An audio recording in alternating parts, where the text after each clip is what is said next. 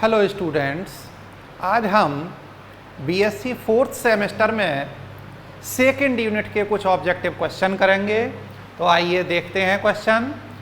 First question है, a young lady of 17 years starts running with velocity 0.6 c, then her age would appear to her stationary friends. तो क्या होगा, एक 17 साल की जवान महिला 0.6 c वेग से दौड़ना शुरू करती है, तो वो एक स्टेशनरी फ्रेंड्स खड़े हुए एक उसके मित्र के लिए उसकी उम्र कैसी दिखाई देगी?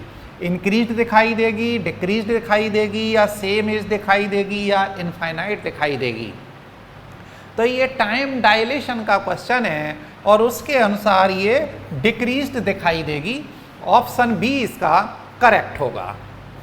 नेक्स्ट क्वेश्चन देखते हैं, द इनकरेक्ट रिलेशन इज, इसमें गलत संबंध कौन सा है? तो ये लेंथ कॉन्ट्रैक्शन का क्वेश्चन है। L = L0 √1 - b² upon c², ये बिल्कुल सही है।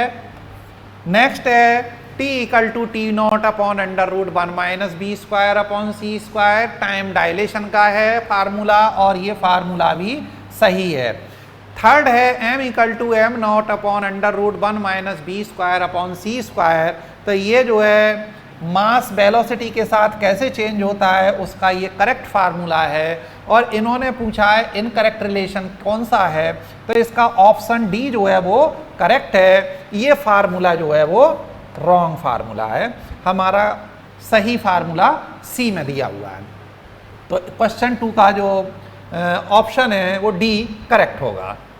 नेक्स्ट क्वेश्चन है हमारा, a moving circle is observed perpendicularly it appears. एक सर्किल है जो परपेंडिकुलरली मूव हो रहा है, उसे हम देख रहे हैं, तो वो हमें कैसा दिखाई देगा? तो ये लंबाई के संकुचन, लेंथ कंट्रैक्शन का क्वेश्चन है। और सर्किल को अगर कंट्रैक्ट किया जाए तो वो कैसा दिखाई देता है? अगर वो रेस्ट में है तो ये हमें सर्किल दिखाई देगा, ये हमारे पास रेस्ट की मोशन रेस्ट में है। और अगर मोशन में है तो यही सर्किल हमें किस तरीके का दिखाई देगा? इलिप्स दिखाई देगा, ये हमें इस तरीके से दिखाई देगा, ये मोशन की स्थिति आ जाएगी। तो इसका मतलब है इसका ऑप्शन सी इलिप्टिकल जो है वो करेक्ट आंसर होगा।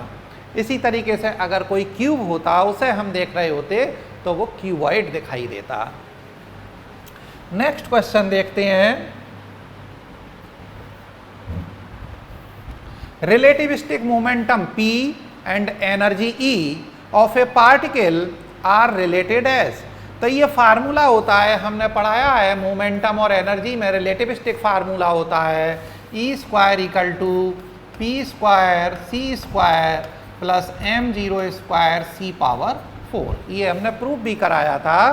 तो इसके अंदर ये हमारा ऑप्शन ए इसका करेक्ट आंसर है। ये सारे क्वेश्चंस कहीं ना कहीं किसी ना किसी यूनिवर्सिटी में पूछे गए हैं, सारे इंपॉर्टेंट क्वेश्चन हैं और अच्छे से सभी लोग लगाए हैं।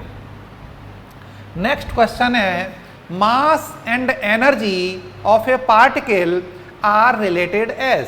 तो मास एनर्जी रिलेशन है, तो हमें मालूम है E = mc² होता है। ऑप्शन बी इसका करेक्ट है, बहुत ही फेमस फार्मूला है मास एनर्जी रिलेशन आइंस्टीन का। नेक्स्ट क्वेश्चन है, one of the postulates of special theory of relativity is.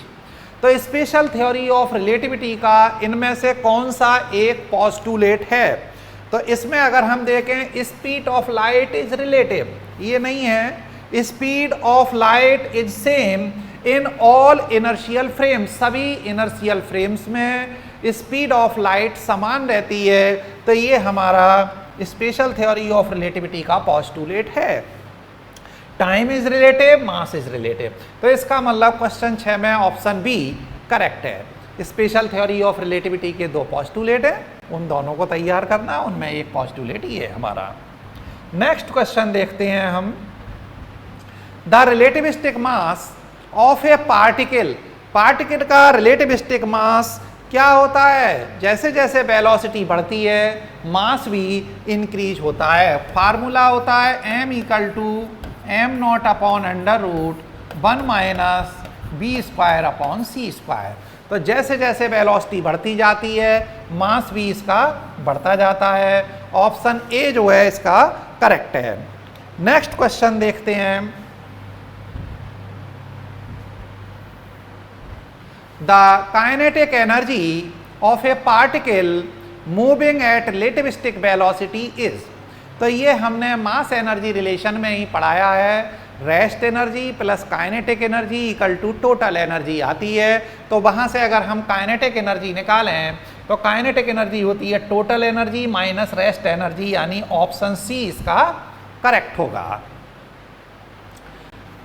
Next question है, a frame A is moving relative to another frame B with velocity B along X axis. एक frame A है और वो frame B के सापेक्ष B वेग से x अक्ष की दिशा में गति करता है। If the length of the rod placed in frame A is L, और फ्रेम ए में लंबाई एल हुए, then the length of the rod observed in the frame B, तब फ्रेम बी में उस छड़ की लंबाई क्या होगी। तो हमें मालूम है कि छड़ की लंबाई क्या होती है, हमें मालूम है, टॉपिक से ही मालूम पड़ जाता है, लेंथ कंट्रैक्शन, लंबाई का संकुचन, तो वो एल से कम दिखाई देगी। और जो फार्मूला होता है वो होता है L equal to L zero और the root 1 minus B square upon C square. तो लेस देन एल आएगा इसमें, ऑप्शन डी इसका करेक्ट होगा। एक फ्रेम रखा है, एक फ्रेम में छड़ रखी हुई है, दूसरा फ्रेम गतिमान है, उसमें से अगर हम देख रहे हैं तो क्या होगा, लंबाई संकुचित दिखाई देती है। नेक्स्ट क्वेश्चन है, for a particle having zero rest mass and momentum p, the kinetic energy of the particle is given by. तो मोमेंटम इसमें particle having zero rest mass and momentum p है।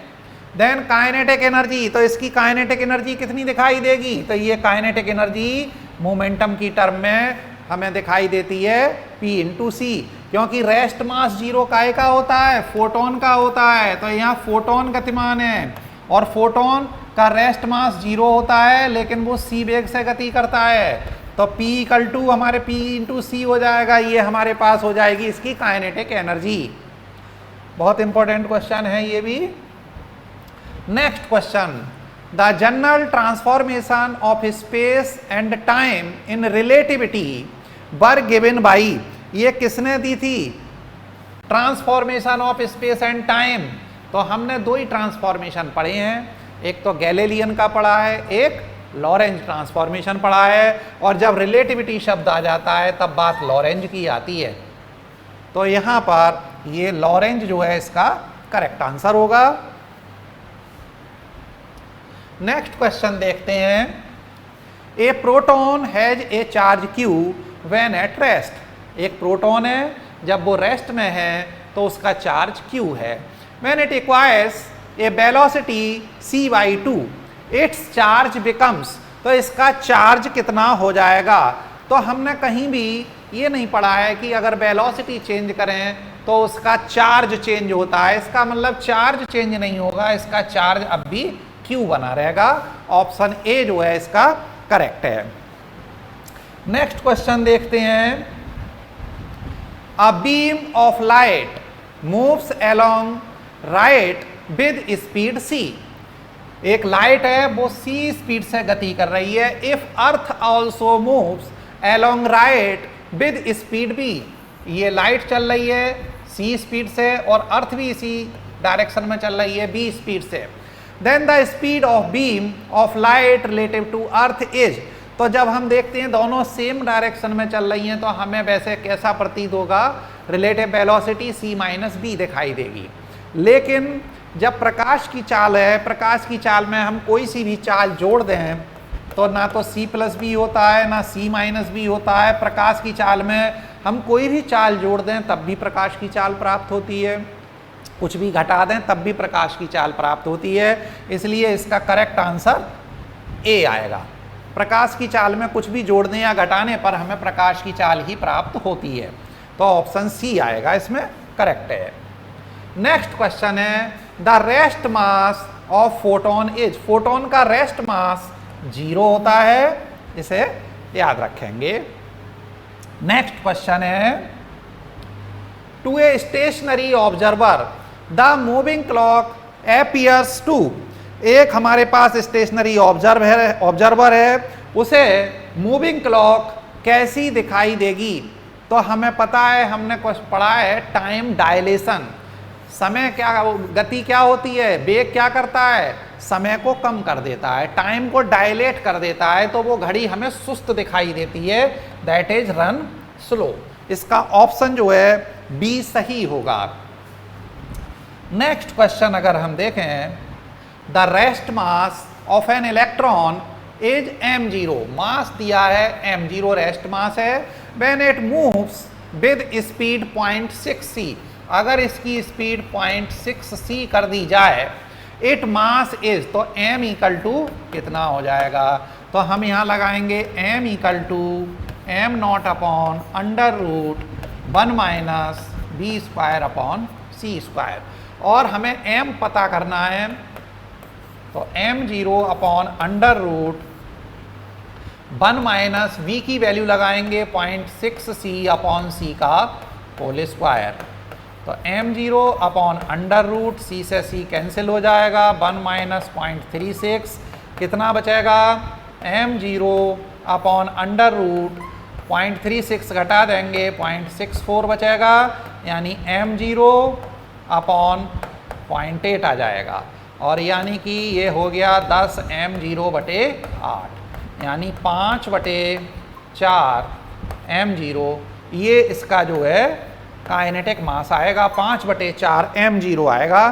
तो इसका मतलब इसका जो ऑप्शन है 5/4 m0, यानी बी जो है इसका ऑप्शन करेक्ट होगा। समझ में आ गया होगा सभी के ये?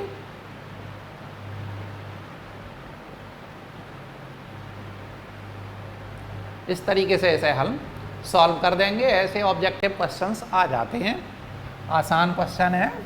नेक्स्ट क्वेश्चन देखते हैं, the kinetic energy of a particle is double if its rest mass energy of its rest mass energy, इसकी काइनेटिक एनर्जी वो है वो डबल हो जाती है रेस्ट मास एनर्जी से, then the dynamic mass of the particle in term of rest mass m0 is, तो ये 3 गुना आएगा, ऐसे जब सॉल्व करेंगे ये 3m0 आएगा। नेक्स्ट क्वेश्चन देखते हैं, a particle of rest mass m0 moves with speed c upon under root 2, its mass will be, mass कितना हो जाएगा? m0 है, और स्पीड इसकी दे रखी है, देखो ये रेस्ट मास m0 दे रखा है, और काइनेटिक मास इन्होंने पूछा है, स्पीड दे रखी है c अपॉन रूट 2, तो m equal to m naught upon under root 1 minus B square upon C square से सॉल्व करेंगे, m0 upon under root 1 minus B की जगह लगा देंगे c upon under root 2 into C का whole square upon under root 1 minus C से C cancel, 1 upon under root 2 का whole square, यानी 1/2 कितना हो जाएगा? ये 1/2 बचा, यानी कि अंडर रूट 2 m0 हो जाएगा, ये ऊपर पहुंचेगा m0 अंडर रूट 2 आएगा। तो इसका जो करेक्ट आंसर होगा m0 अंडर रूट 2, यानी कि ऑप्शन डी इसका जो है वो करेक्ट होगा। तो इस तरीके से इसे हम सॉल्व कर देंगे। नेक्स्ट क्वेश्चन है हमारा, a train of 100 metre length दे रखी है, 100 मीटर है, when at rest is moving with velocity 0.8 c, v equal to 0.8 c से मूव कर रही है, its length as seen by stationary observer, यानी कि जो हमारे पास ये L0 है और L हमें निकालनी है। ट्रेन ऑफ 100 मीटर लेंथ, जो प्रॉपर लेंथ है वो 100 दे रखी है, L0 दे रखा है, when it rest is moving with velocity इतनी, its length as seen by stationary observer, जो खड़ा हुआ व्यक्ति है उसे इसकी लंबाई कितनी प्रतीत होगी? तो हम यहाँ लेंथ कॉन्ट्रैक्शन का फार्मूला लगाएंगे, L equal to L0 under root 1 minus B square upon C square, और हमें मालूम है कि वेलोसिटी या स्पीड जो है वो लंबाई को घटा देती है, संकुचित कर देती है, लेंथ कंट्रैक्शन होता है। तो 100 से कम आना चाहिए आंसर। L0 की वैल्यू 100 है, under root 1 minus B square upon A square. तो 100 इंटू अंडर रूट, ये सी से सी कैंसिल हो गया, 0.36 बचा, यानी 100 इंटू ये बचा हमारे पास 0.6, यानी ये आएगी 60 मीटर आएगी लेंथ इसकी, 60 मीटर आएगी। इसका मतलब इसका ऑप्शन बी जो है वो करेक्ट होगा, 60 मीटर लेंथ इसकी आएगी। समझ में आ गया होगा सभी के।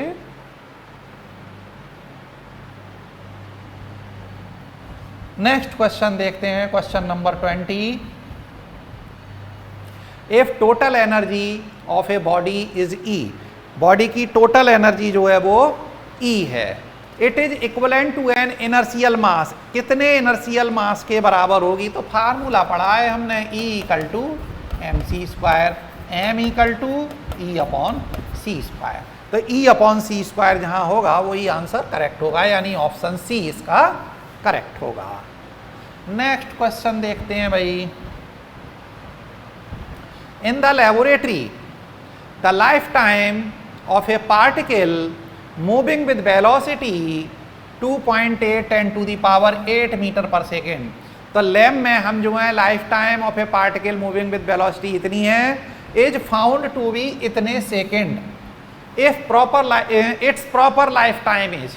तो ये हमें यहाँ टी नॉट पूछा है और टी की वैल्यू यहाँ दे रखी है 2.5 10 टू दी पावर -7 सेकेंड, और वेलोसिटी दे रखी है 2.8 10 to the power 8 meter per second.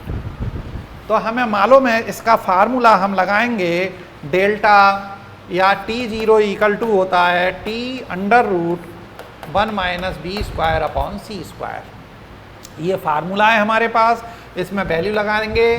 T0 की वैल्यू हमारे पास निकालनी है, तो ये जब हम सॉल्व करेंगे तो ये वैल्यू आएगी हमारी 0.9 10 to the power -7 second. Option B इसका करेक्ट होगा।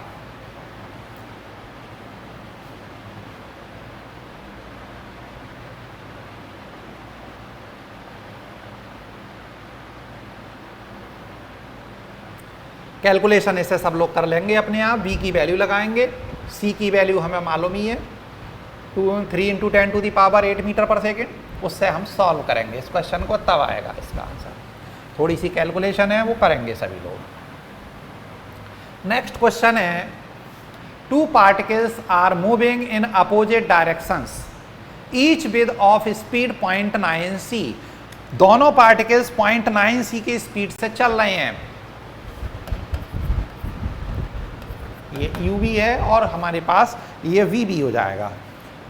क्या कह रहे हैं? The velocity of one particle relative to another is. तो इसमें हम फार्मूला लगाते हैं एडिशन ऑफ वेलोसिटी का, u बराबर होता है u डैश प्लस बी बटे 1 plus u dash B upon C square. तो ये हमारे पास u डैश भी होगा और b भी होगा। तो जब हम इसे सॉल्व करेंगे तो ये आएगा 0.994 सी। ऑप्शन जो है इसका सी सही आएगा। ये फार्मूला लगाएगा एडिशन ऑफ वेलोसिटी का। नेक्स्ट क्वेश्चन देखते हैं, the rest mass of an electron is 9 into 10 to the power -31 kilogram. Rest mass दे रखा है इलेक्ट्रॉन का। What will be its mass, कितना मास होगा इसका, if it moves with velocity 4/5 times of velocity of light। तो बहुत आसान क्वेश्चन है, यही फार्मूला लगाएंगे, m equal to m upon under root 1 minus B square upon C square. b की वैल्यू यहाँ लगा देंगे, c से c कैंसिल हो जाएगा, बहुत आसानी से ये कैलकुलेशन भी हो जाएगी और इसका आंसर आएगा 15 × 10⁻31 किलोग्राम। ये इसका आंसर आएगा। इसका ऑप्शन ए जो है वो करेक्ट होगा। नेक्स्ट क्वेश्चन है, what is the speed of a particle whose total energy is equal to double its rest mass energy।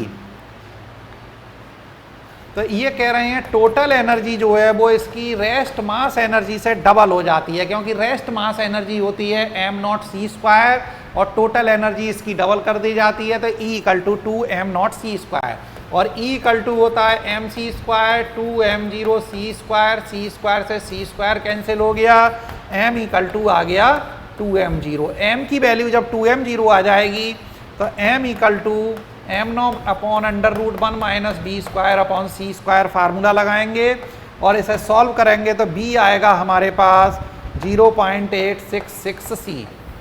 ये इसका आंसर होगा, ऑप्शन डी इसमें करेक्ट आएगा। इस तरीके से इसे सॉल्व करेंगे।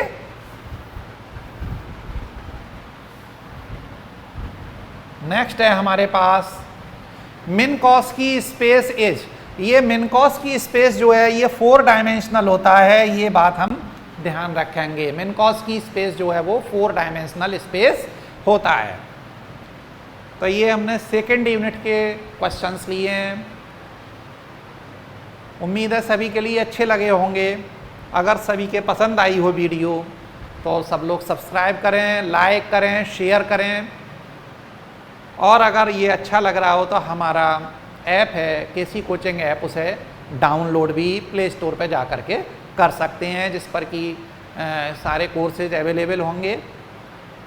नेक्स्ट सेमेस्टर के कोर्सेज भी अवेलेबल जल्दी हो सकते हैं, आप लोग उसे डाउनलोड करें। और वीडियो देखने के लिए धन्यवाद।